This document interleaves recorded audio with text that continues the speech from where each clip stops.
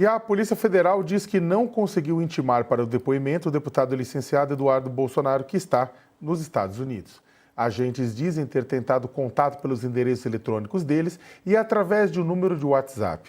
A Polícia Federal precisou ouvi-lo para a investigação sobre a atuação do parlamentar com autoridades americanas para coagir autoridades do judiciário e beneficiar o pai, o ex-presidente Jair Bolsonaro, acusado e processado por tentativa de golpe de Estado.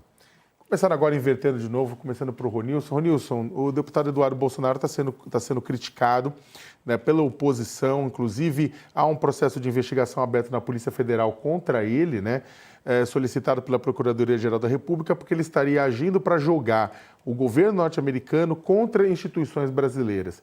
E aí o próprio Jair Bolsonaro fez um depoimento nessa semana na Polícia Federal para explicar por que ele está bancando a estadia do filho, parece que ele repassou 2 milhões para o filho, bancando a estadia do filho nos Estados Unidos, enquanto o filho age para jogar o Estado americano a fim de proteger o próprio Jair Bolsonaro, Uma mesada é sempre útil, Ainda mais uma mesada de 2 milhões.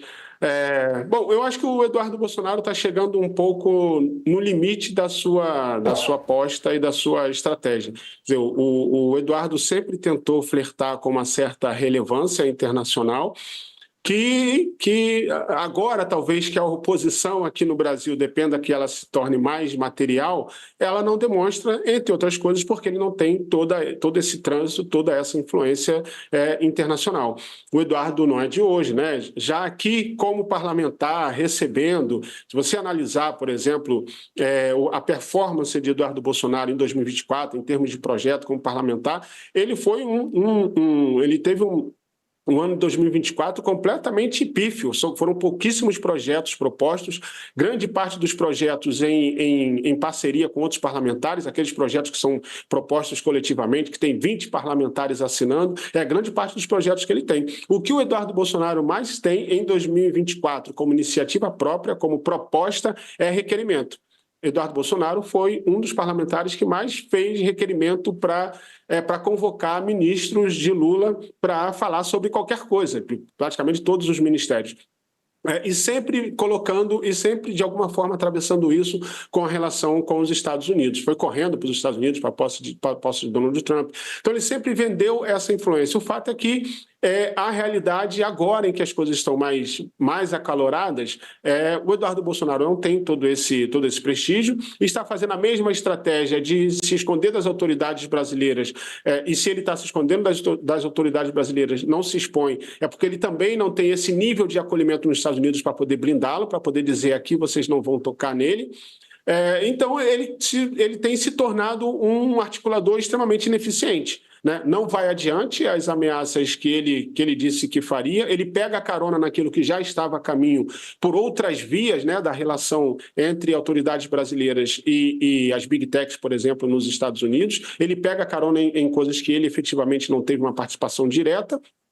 O que ele mais expõe são fotos de aperto de mão com parlamentares americanos, e suas amizades são, em grande parte, com parlamentares que, no parlamento americano, são soldado raso, que pode fazer qualquer tipo de requerimento, qualquer tipo de pronunciamento, e ele postar isso como uma ação dos Estados Unidos, mas, na verdade, é um parlamentar soldado raso que pode falar qualquer coisa, e isso não tem efetividade de mobilizar os Estados Unidos com relação ao Brasil. Então, agora ele chegou numa sinuca de bico, ele vai começando a se tornar um peso, inclusive para a própria oposição americana, para a oposição brasileira, que vai ficando numa saia justa, como defender investidas tão intensas e gradativamente maiores e mais graves dos Estados Unidos com relação ao Brasil, onde eles mesmos não estão seguros.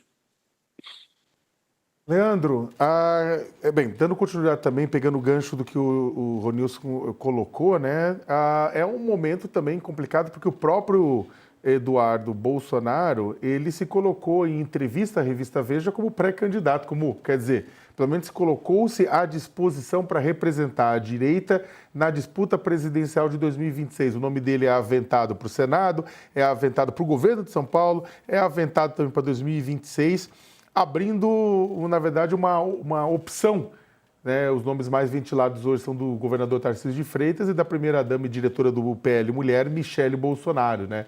Como é que é isso? Bolsonaro, essa ação do Eduardo, na sua avaliação, é uma ação pessoal para fazer crescer o nome? É uma ação combinada com o pai para também emparedar o Tarcísio e a Michele, né? Como é que você vê essa Eduardo Bolsonaro foragido, mas talvez pré-candidato? Sakamoto, um pouco de cada coisa, né? É importante a gente colocar aí essa estratégia vis-à-vis o que a gente estava conversando aí sobre a estratégia do governo da esquerda, né? Uma vez que o presidente aí tem dificuldades aí de formar seus palanques, tem uma impopularidade aí em um certo patamar, a única boa notícia que ele pode colher hoje vem da oposição, sem dúvida nenhuma, que é uma oposição que não consegue se unir em torno de um projeto. O projeto talvez que unisse essa oposição seria o do governador paulista Tarcísio de Freitas, que hesita e nega essa candidatura por enquanto.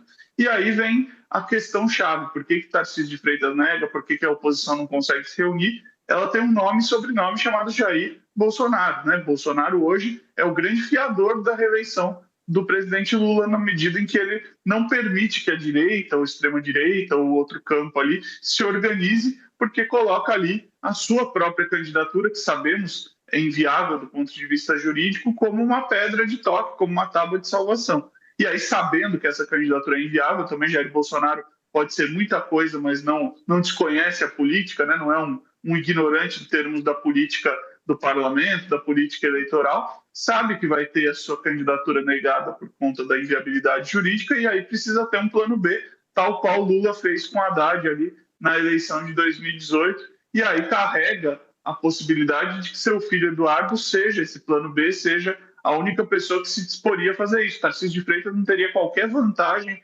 em acessar essa posição, porque pode ter uma reeleição tranquila no governo de São Paulo, uma reeleição bastante esperada, ou bastante fácil de se prever aí. E do ponto de vista da esposa de Jair Bolsonaro, de Michele Bolsonaro, talvez haja um certo preconceito com as próprias hostes bolsonaristas de uma mulher liderando a candidatura presidencial. Então, talvez Eduardo Bolsonaro seja esse plano B que Jair Bolsonaro espera aí para colocar no seu lugar do ponto de vista de uma inviabilização jurídica da sua candidatura. Se isso vai funcionar, aí tem o plano, tem a questão da resposta dos eleitores. E aí acho que o que o Ronilson colocou é muito importante no sentido de que Eduardo Bolsonaro não entrega muita coisa enquanto parlamentar, não entrega do ponto de vista de produção legislativa, isso já é uma tradição da família Bolsonaro aí de estar nos cargos e não entregar algo do ponto de vista de capacidade de legislação, de fiscalização. Já vimos isso 20 e tantos anos com o próprio Jair Bolsonaro, vimos isso com os outros filhos de Jair Bolsonaro também, e também não entrega essa influência pretensa aí que vem a ter nos Estados Unidos e que hoje aí bate ponto aí nos Estados Unidos desse ponto de vista, não está trazendo alguma coisa razoável nesse sentido. A gente